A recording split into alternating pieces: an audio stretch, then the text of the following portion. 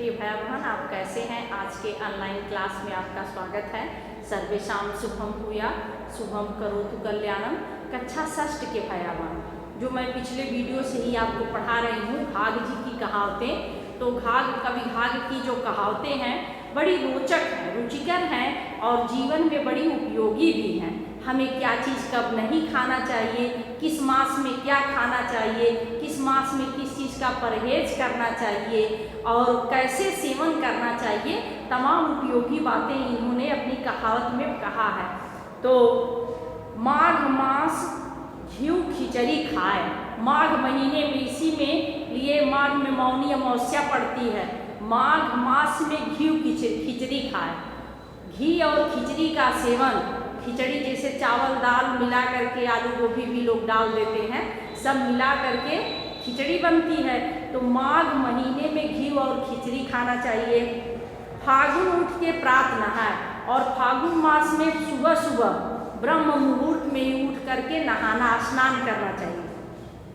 चैत मास में नीम बेसहनी, नीम का अर्थ नीम के पेड़ से नहीं है, नीम का अर्थ है मजबूत बेसहनी। तो जिसमें काजू, छोहाड़ा, बादाम और किशमिश सब मिला करके जो पीस करके सिलबट्टे पर या किसी चीज़ में पीस करके और दूध में मिला करके पिया जाता है, जिससे स्वास्थ्य वर्धक होता है, स्वास्थ्य के लिए लाभकारी होता है। चैत मास में नीम बेसनी, नीम बेसनी मतलब मजबूत, नीम शब्द का अर्थ है मजबूत। तो चैत मास में काजू, छोहाड़ा, बादाम सब डाल करके इसकी बेसनी बना के दूध में मिला के पीना चाहिए। किस मास में? चैत मास में। बैसाखे में खाए जड़हनी, और बैसाख मास में जड़हन का धान खाना चाहिए। जड़हन का धान खाने के लिए कवि जी इसलिए कहे हैं कि जड़हन का धान पानी की अधिक मात्रा को सोखता है और हमारे शरीर में जो है 75% पानी की आवश्यकता हो रहती ही है। तो हमारे शरीर में जो पानी है वह जब चावल खाएंगे तो उस चावल में भी, जैसे अमरूद तो है, इसकी एक जो बीज होती है उसको कहा जाता है कि एक बीज जो है वह 10 गिलास पानी के बराबर होता है। तो इसी तरह से इसका जो है बैसाखे में खाए जड़हनी, जड़हन का जो धान होता है, उस धान का जो चावल होता है वह अधिक पानी में बनाया जाता है, बड़ा सुपाच्य हो जाता है। तो यह बैसाख में जड़हन का धान खाना चाहिए, जड़हन के चावल को खाना चाहिए। हुक्मी पूत धिया सतवार, जिसका पुत्र हुक्मी हो, आज्ञाकारी हो। कभी घाघ कह रहे हैं कि जिसका पुत्र क्या हो, आज्ञाकारी हो, अधिया सतवार और पुत्री संस्कारी हो।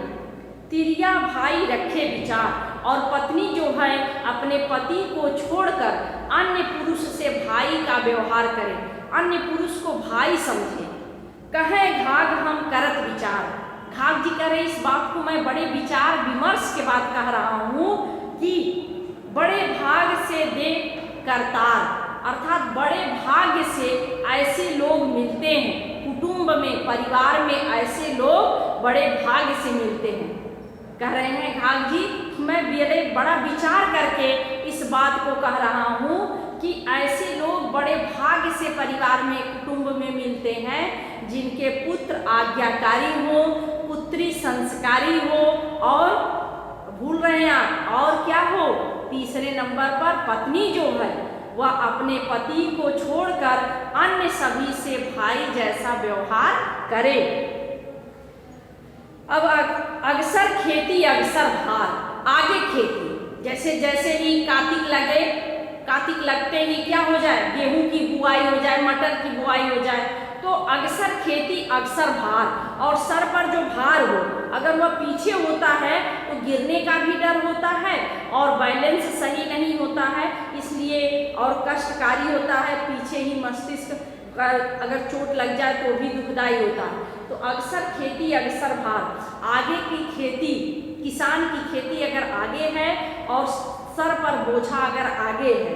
कहें घाघते कबहू न हार, घाघ जी कह रहे हैं वो व्यक्ति कभी अपने जीवन में हार नहीं मानता है, वह कभी अपने जीवन में हार को पराजित नहीं होता है। तो इसको देख करके इसके अर्थ को अपनी कॉपी में आप अवश्य लिखेंगे। आज के लिए बस इतना ही, धन्यवाद। शेष अगले दिन अगले वीडियो में फिर हम लोग मिलेंगे।